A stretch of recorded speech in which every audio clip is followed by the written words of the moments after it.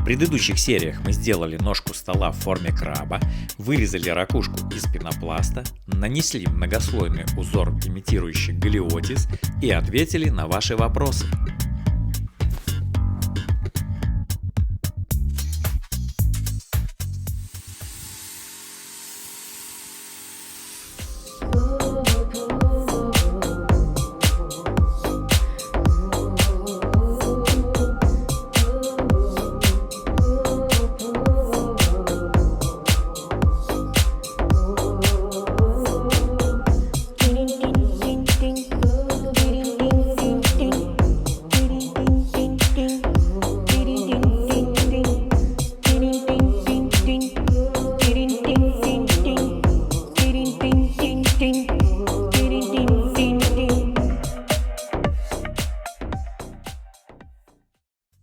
Ну а сегодня мы просто будем заливать эпоксидную смолу и еще выполним кое-какие работы.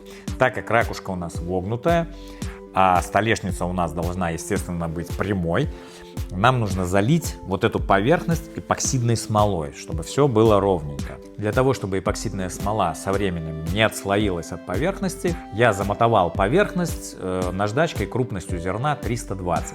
После того, как мы зальем эпоксидную смолу, она должна быть заподлицо с краем ракушки. Естественно, после заливки, когда она будет застывать, у нее будет усадка. И, соответственно, когда она даст усадку, она будет ниже этого края. И для того, чтобы этого избежать, нам нужно залить ее выше чуть-чуть самого края. Плюс к этому смолу нужно будет еще обрабатывать, то есть там фрезеровать, шлифовать. Соответственно, еще снимется какой-то слой. И для того, чтобы смола как бы возвышалась над краем, нам необходимо было сделать какие-то бортики, для того, чтобы она не переливалась. Я долго думал, из чего же сделать эти бортики, потому что здесь края неровные, то есть она такая полукруглая. Из чего тут сделаешь? Если делать скотч приклеивать или какой-то там малярный скотч, он отойдет и смолу он держать не будет, такой объем, естественно, все протечет. Я решил сделать более просто. Я нанес на край ракушки вот такую вот колбаску из силикона. Мне показалось, что он должен выдержать вот этот объем и не перелиться через края. Я так еще никогда не делал, сейчас посмотрим, получится или нет. Вот эта силиконовая колбаска высотой примерно 5 мм. И когда смола зальется, она даст усадку примерно, может где-то 2,5 мм. И останется еще 2,5 мм вполне на обработку, чтобы отшлифовать, выровнять. И у нас тогда получится ровненько заподлицо наша заливка. В современном мире материалов для реализации своего творческого потенциала огромное количество. Но у нас сразу, как только мы познакомились со смолой, еще она тогда была такого страшного желтого оттенка, ED20, сразу возникла любовь и сразу возникла огромная мечта, чтобы у нас была возможность работать с прозрачной смолой в больших объемах. Мечта сбылась, дорогу осилит идущий. Помимо больших изделий, которые мы делали, мы попробовали себя в мелких изделиях. Это различные блюда для фруктов, часы, различные подарки, сувениры, вазы, мыльницы, все что угодно. Почему нравится? Потому что у этого материала, на наш взгляд, огромный потенциал для реализации вот этой творческой искры в человеке. Поэтому, если вы чувствуете в себе, так сказать, момент художника и в поисках ниши, попробуйте обязательно поработать со смолой. Это не так сложно, но результаты вам, скорее всего, понравятся. Здесь у нас, как вы уже заметили, есть вот такое вот отверстие. Вы уже, наверное, поняли, что это отверстие для жемчужины, то есть здесь будет жемчужина. Мы эту жемчужину еще не придумали, какая она будет, из чего она будет и как это будет выглядеть, мы пока не знаем. Но размер самой жемчужины мы уже определили. То есть мы просто в магазине купили елочную игрушку диаметром 20 сантиметров из пластика. Сюда мы ее сейчас установим и зальем смолой. Для того, чтобы получилась вот эта выемка под нашу жемчужину. И соответственно, для того, чтобы нам ее достать отсюда потом, после того, как застынет смола, нам ее нужно покрыть силиконом.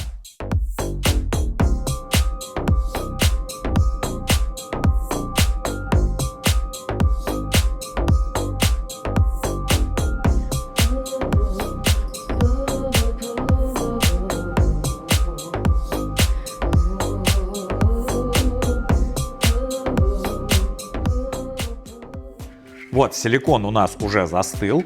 Мы просто вот так возьмем этот шар, положим вот сюда в гнездо и будем заливать эпоксидную смолу. Но чтобы шар вот этот не всплыл, потому что там воздух, естественно, он будет, зальем смолу и он будет болтаться здесь. Мы сюда просто нальем воды. Я хотел, конечно, сначала песка засыпать, но так как у нас еще эта форма будет служить для создания самой жемчужины, песок я не стал туда сыпать, а просто налью воду. Потому что ее потом можно вылить, высушить, и все, там будет поверхность как новая. Ну и перед заливкой еще один нюанс.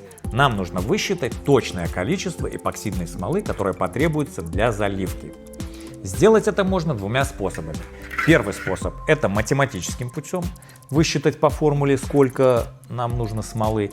Ну и второй способ – просто налить воды и посмотреть, какой объем сюда пойдет.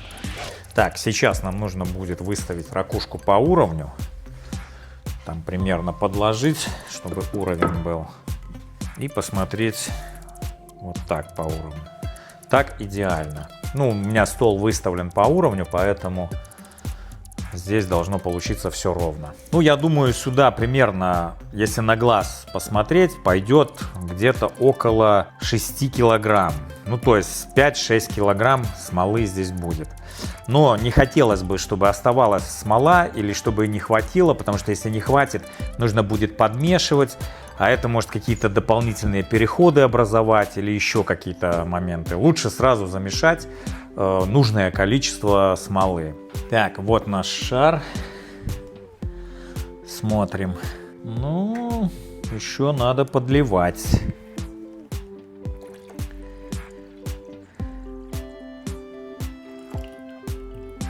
Так, здесь у нас получается 5 литров воды я залил.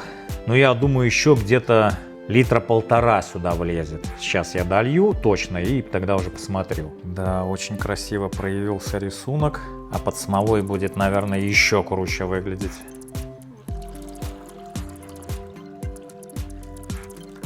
Смотрим, здесь уже дошло до краев. Вот здесь мы видим. А вот здесь еще нет. Я так понимаю, что у нас она чуть-чуть выгнулась. Поэтому я сейчас солью воду и борта чуть-чуть еще нанесу. Вот здесь побольше сделаю. Ну, чтобы у нас ровно получилось. Ну что, теперь я солью воду и отправлю нашу ракушку сушиться. Ну, не без этого.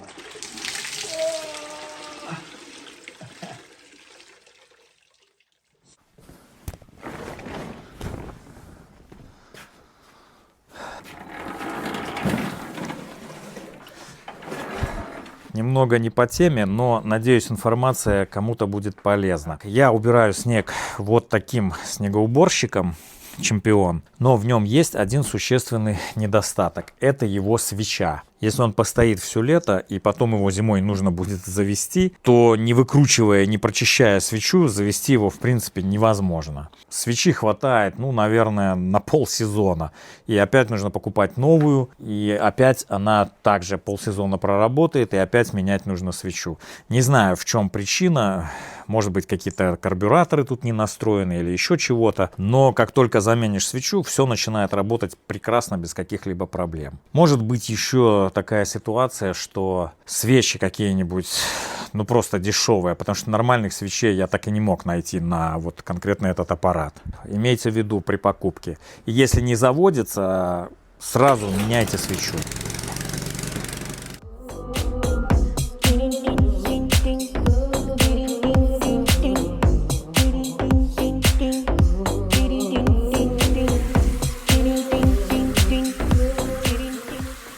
Так, ну что, второй слой силикона у нас уже застыл. И я занес ракушку в ванну и наполнил водой, чтобы в гараже больше не устраивать потопы. Наполнил полностью вот до краев, почти по самому краю силиконового бортика. Вот мы даже видим капиллярное натяжение воды. И сейчас подожду немного, посмотрю, не будет ли течи. Если вода не потечет, то и смола, конечно, тоже не потечет. Так, вот еще прибыл один инспектор.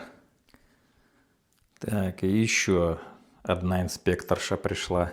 Кс-кс-кс. Иди сюда. Иди, моя булочка. Иди, моя красотуша моя. Итак, традиционная уже рубрика «Ответы на ваши комментарии». Дорогие радиослушатели, сейчас. Ладно. Но мне нравится именно радиослушатели. Когда вы что-то создаете, вы черпаете идеи из того, где будет находиться этот предмет, или просто говорите: давайте построим это, независимо от того, как это впишется в интерьер. У нас не стоит изначально такой задачи, чтобы какое-то из наших изделий вписалось в какой-то интерьер. Это ближе к предметному дизайну. И идея, и технология выполнения, все мы создаем с нуля. То есть мы придумываем, как это сделать. А что касается интерьеров, мы ими не занимаемся. Хотя, если вы смотрели наши предыдущие видео, у нас уже был опыт, вы видели, как мы делали ванную, нашу комнату, мы делали туда комод из устриц, которые мы собирали по ресторанам. Также мы делали дизайн нашей кухни, и вот в кухню мы создавали вообще все. И наши идеи, и своими руками, и обеденный стол, и стулья, и остров, и люстры, и светильники, и даже саму мебель. Если вы не смотрели, обязательно посмотрите. И вот сейчас мы занялись дизайном туалетной комнаты, пока что сделали паузу, надеемся, закончим. Поэтому, по сути, сам интерьер это является, в общем-то, изделие. Конечно, они, не знаю, что говорить. Обрежешь там, где, если вы не смотрели, то рекомендуем пересмотреть. Если вы не смотрели эти видео, то мы рекомендуем их пересмотреть. Ссылки мы оставим в описании к этому видео. Дальше. Вы просто потрясающие. Спасибо. Краб — это вообще космос. Но, пожалуйста, делайте видео подлиннее. Я даже и чай не успела допить, и бублик съесть. А ролик уже закончился. И еще просьба. Сделайте полноценный длинный ролик со всем процессом изготовления от начала и до конца. Без пояснений, просто процесс. Спасибо. Друзья, конечное видео всего изделия, оно, безусловно, будет прям вот весь процесс. И мы постараемся сделать его интересным даже для тех, кто из вас посмотрел уже все серии. Так что обязательно будет видео, приближенное к нашему предыдущему формату, и мы хотим сделать из этого прям вау-видео. Так что очень скоро, мы уже приблизились к финалу, ждите. Дальше. Виталий поистине потрясающий скульптор. Мне очень понравилось, как вы попросили его сделать краба, и он создал просто невероятный экземпляр. Как давно он занимается этим? Все ли ваши работы вы ставите у себя дома или продаете их клиентам? Я смотрю ваши видео уже несколько лет и с удовольствием смотрю их все чаще. Так, ну, Виталий по первому образованию, это его профессия, поэтому он владеет этим мастерством профессионально. Как давно мы занимаемся этим? Ну, в общем-то, с момента нашего знакомства вот нас перемкнуло бросить все наши предыдущие занятия и профессии и попробовать себя в творчестве, скажем так, решили довериться интуиции. Все ли ваши работы вы ставите у себя дома или продаете их клиентам? Все наши идеи, которые мы воплощаем в наших видео, мы придумываем для наших видео. То есть мы делимся от избытка, как говорится, делись, когда у тебя много, а не когда у тебя дефицит. Вот из нас лезет, горшочек варит, и мы хотим делиться этим с миром. Это имеет какой-то отклик. Многие люди пишут, что это вдохновляет людей тоже как-то смелее реализовывать свои идеи или вообще действительно менять профессии. Поэтому мы не продаем свои изделия. Большая часть стоит у нас дома, какие-то мы уже переделывали, и тоже это все есть в наших видео. Так, ну, думаю, что течи нет. Сейчас посмотрим внизу. Вроде бы потеков никаких нету нигде. Смолу перед использованием надо немного разогреть, поэтому она у нас вот здесь в ванной стоит на теплых полах. Потому что холодная смола, если замешивать, там образуются пузыри, и очень долго они выходят.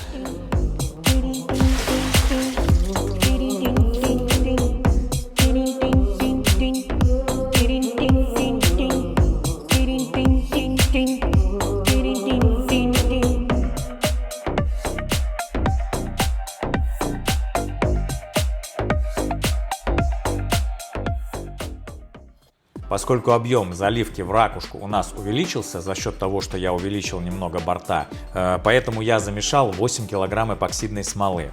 Сейчас здесь просто огромная куча пузырей, и нам нужно, чтобы они вышли. И для того, чтобы они быстрее вышли, я перелью половина смолы во второе ведро. Так они просто быстрее выйдут. Накрываю ведра крышками и оставляю примерно где-то на 25 минут. За 25 минут все пузырьки, они выйдут. Я буду использовать смолу для объемных заливок, поэтому после замешивания ее можно оставлять на полчаса и даже на час. И с ней ничего не будет. Но имейте в виду, если вы работаете с какой-то другой смолой от других производителей, то у них показатели могут быть разные. Прежде чем заливать смолу, нам нужно всю поверхность обработать кисточкой тонким слоем смолы. Для чего это делается? Просто если мы сейчас возьмем и просто начнем лить, мельчайшие пузырьки, они такие, ну вот совсем микро, они как бы будут примагничиваться к этой поверхности, и потом они уже не выйдут. Там они так и останутся, как такой иней, такой как налет получается. Ну и для обработки поверхности желательно использовать какую-то вот такую резиновую кисточку, потому что такие кисти с ворсом, бывает, что остается ворс, и ты его просто не замечаешь, и потом после заливки он там плавает. Все, теперь спокойно можно будет заливать, и уже точно к основанию никакие пузыри не примагнитятся. Так, ну что, смотрим. Пузырьки почти все вышли, но осталась, видите, вот такая взвесь. Это тоже воздух, очень мелкие пузыречки. И вот именно они и примагничиваются к поверхности, если не промазать эпоксидной смолой.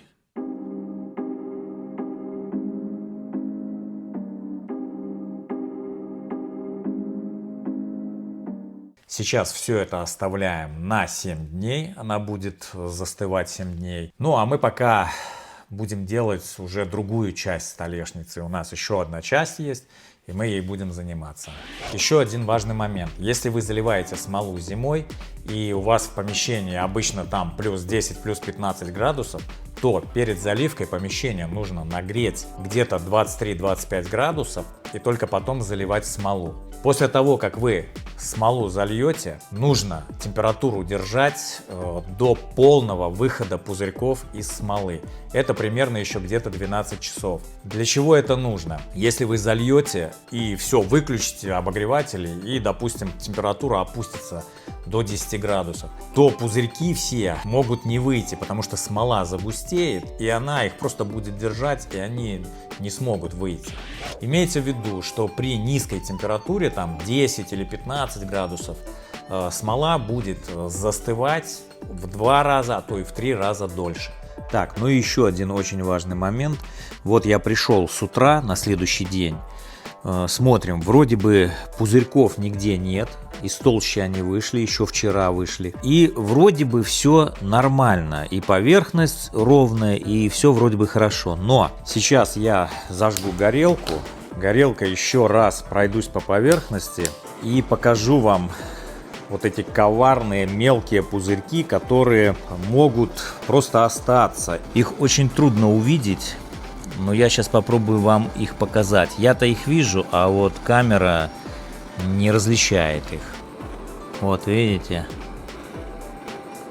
Они мелкие, их вообще даже не видно на поверхности. И вот если их не убрать, когда вы потом будете шлифовать поверхность, то все они проявятся, и вся поверхность будет в мелких белых точках таких.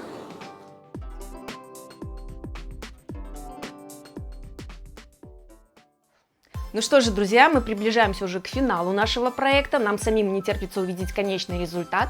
В следующем видео, которое мы планируем выпустить в следующее воскресенье, мы будем делать жемчужину, которую мы тоже постарались сделать необычной. Оставайтесь с нами и, как всегда, спасибо, что вы у нас есть.